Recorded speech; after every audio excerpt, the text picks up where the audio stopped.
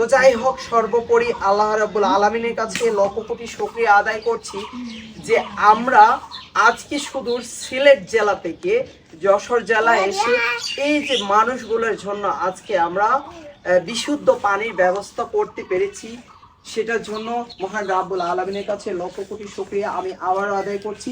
আর আজকের এই গভীর নলকূপটি যিনি সাদকায়ে জারিয়া হিসেবে এই পরিবারগুলোর জন্য দিয়েছেন, আমেরিকায় নিউ ইয়র্ক প্রবাসী আমার বড় ভাই, খালাতো ভাই মোহাম্মদ মিঠু ভাইয়ের স্পন্সরে আজকে এই পরিবারগুলোর মুখে হাসি ফুটেছে, যিনি আজকে আপনাদের জন্য এই গভীর নলকূপটি ব্যবস্থা করে দিয়েছেন। আপনাদের কেমন লাগছে? 20 বছরের কষ্ট কি আদৌ দূর হলো?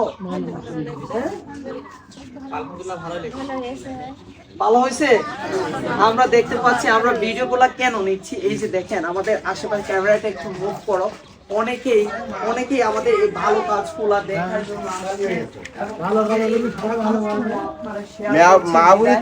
আমরা কিন্তু শুধু একটি জেলায় সীমাবদ্ধ নয়, আমরা বাংলাদেশের টেকনাফ থেকে তেঁতুলিয়া পর্যন্ত বাংলাদেশের বিভিন্ন জেলার এই যে জনগোষ্ঠী, পিছিয়ে পড়া যে জনগোষ্ঠী, যে মানুষগুলোর দুঃখ কষ্ট কথাগুলো শোনার মতো কেউ থাকে না, আমরা তখন এই মানুষগুলোকে আপন করে নিয়ে তাদের আবদারটুকু আপনাদের মাধ্যমে কিন্তু পূরণ করার চেষ্টা করেছি, বা আমাদের সেই চেষ্টা চলমান রয়েছে।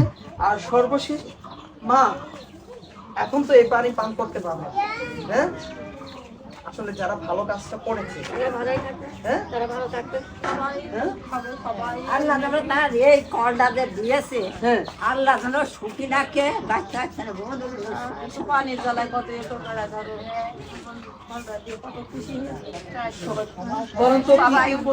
বলেন তো, এখন তো আর অন্যের কোলে যেতে হবে না, অন্যের কটুকথাও শুনতে হবে না। সবাই 20 বছর ধরে তো আমরা মনে করেন লোকের কলে পানি খেয়েছি আর কি, লোকের কত কথা শুনতে হয়েছে অনেক জায়গায় অনেক।